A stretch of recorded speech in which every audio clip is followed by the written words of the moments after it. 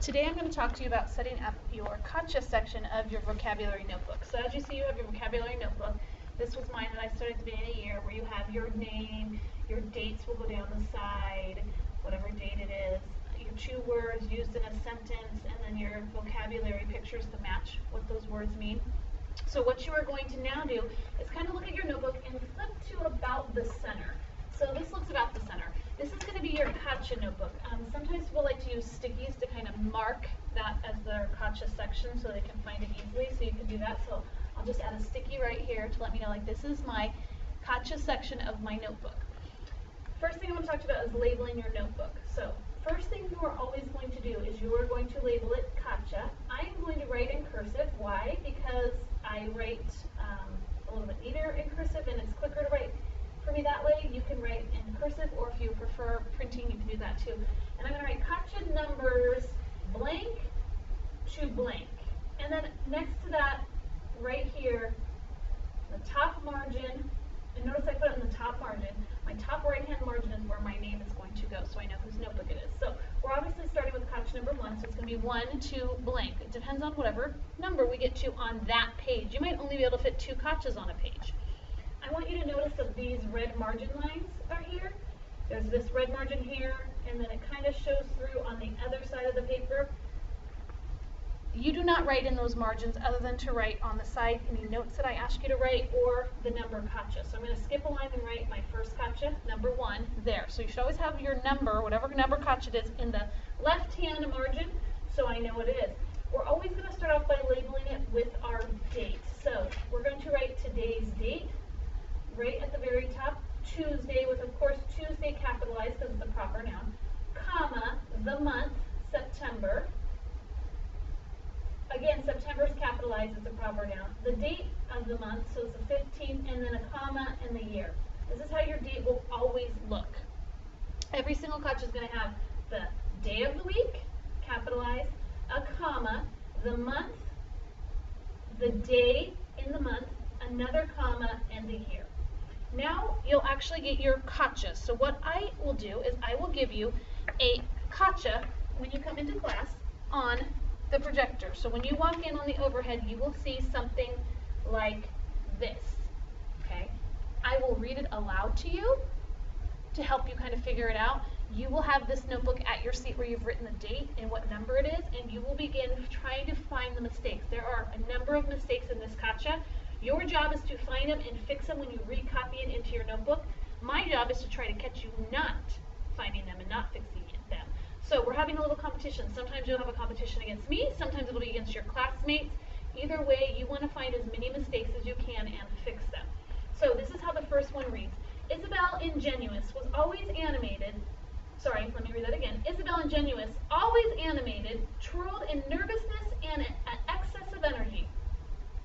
Pauline Puriel whined in a babyish manner about the tardiness of Olivia Odios and having to return to horribly hard middle school for another year, and about the homework the teachers loved to pile on her. So there are several errors in this sentence. A lot of them you could tell where they are because of the way I read them, so I will always give you hints when I'm reading where some of the mistakes are. So the first thing I want to do when I'm going to start fixing this paragraph in particular is I want to look and I want to see, do I need to indent?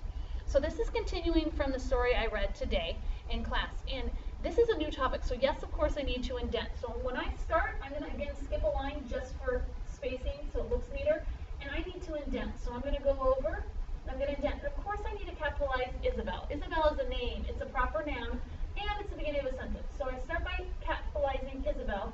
Ingenuous is also her name, so I need to capitalize ingenuous as well because that's a proper noun. So those are 2 mistakes, 3 mistakes now that I've caught already from the beginning. So Isabel Ingenuous, always animated. Ooh, this is some extra information. So I'm going to put a comma there. We didn't have to say that she was always animated, but we did. And the other thing I like for you to do is I like you to put a box around any interesting vocabulary words. So any of those bold words or vocabulary words, put a box around them so that it reminds you of that. So Isabel Ingenuous, comma, always animated, comma.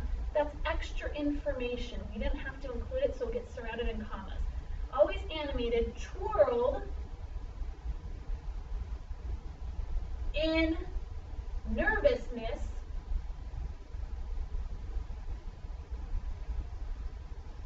and it says excess.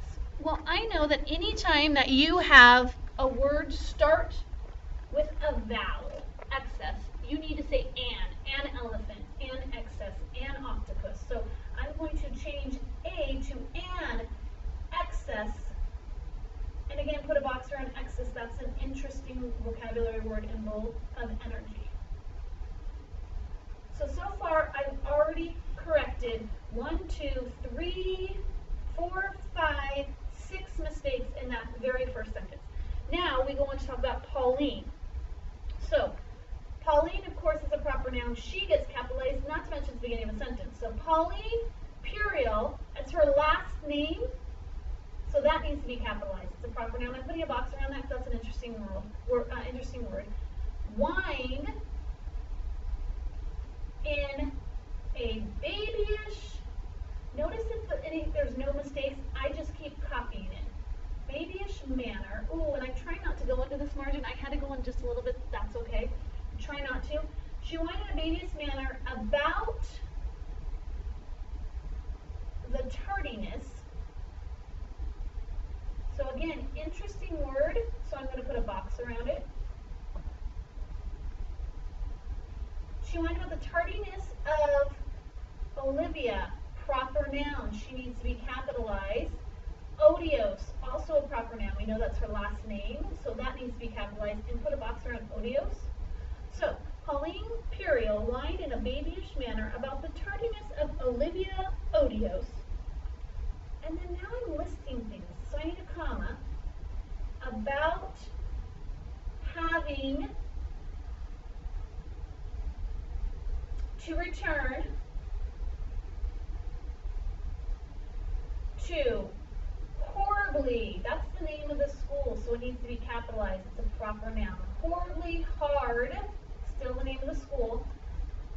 Middle school, so I keep capitalizing because all of these are proper nouns. So she's complaining about having to return to horribly hard middle school for another year.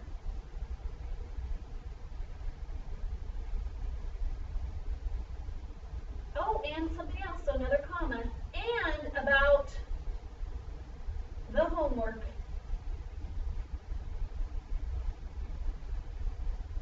The teachers loved to pile on her.